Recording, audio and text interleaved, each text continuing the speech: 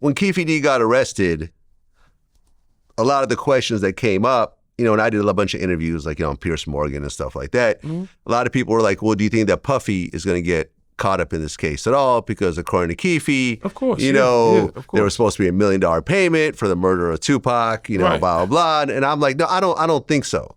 You know, I don't think so, because to try to use a hearsay situation over a 27-year-old case with a multimillionaire like Puffy that's going to have the best defense that money could buy, I don't think is ever going to happen. But, you know, I remember I was talking to someone about this, and to me, what I don't quite understand is that when I looked at this situation, it's like, all right, so Suge is pressing on Puffy, right? He got all his Pyru Bloods and everything else like that. Puffy, who's a multimillionaire, decides to align himself with the Southside Crips. So now you got this whole gang shit that's going back and forth.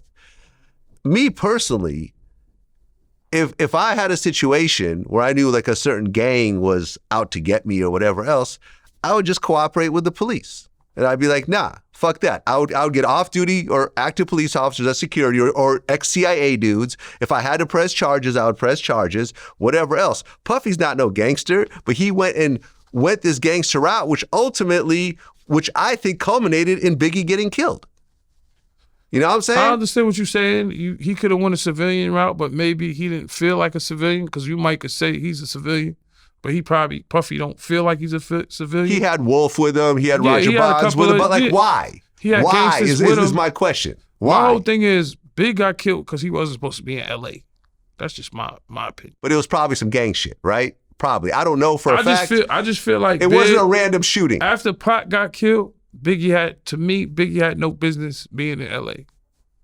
That's just all I say when I look at Biggie and Tupac. Okay. You know what I'm saying? Then when you look at Pac's situation, it's just an everyday situation. You a rapper, you fuck a nigga up, you get shot. Pac got killed over some gang shit, 100%. But what I'm saying is, Pac was a real street nigga. Biggie was a street nigga, right? You will say, right? Yeah. But he was hanging around some street shit or whatever you want, because you hanging around some street shit, you gonna get into some street shit. Pac, that was fucked up the way he died, because beat a nigga out, a nigga went and got the gun. Once you put your hands on a nigga, ain't no telling what a nigga gonna do or what he gonna get.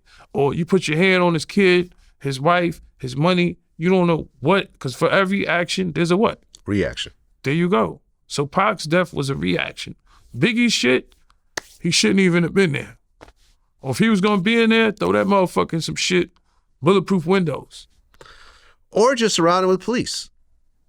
You know what I'm saying? Like, I just don't understand that. Because to me, it's like, look, like— But Biggie was a nigga straight from Bed-Stuy. He don't want to be surrounded by police. Yeah, but look at the price that he paid for it. Definitely 100%. Look at the price that he paid. But my whole thing is, my way of thinking is why I have Biggie even in fucking L.A.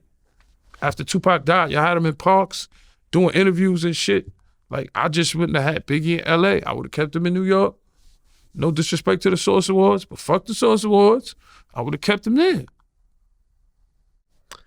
Yeah, man. Look, I wouldn't have had Biggie in L.A. without that. And then us coming up, 50 and everybody, what you made niggas think they get bulletproof trucks for?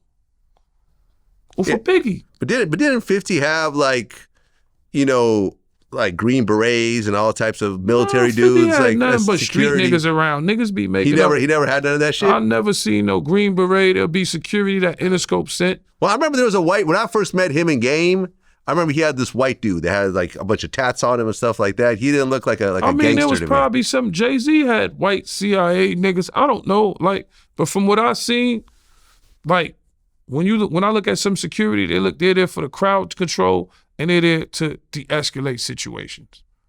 Because it comes to a point where artists get something called a lawsuit.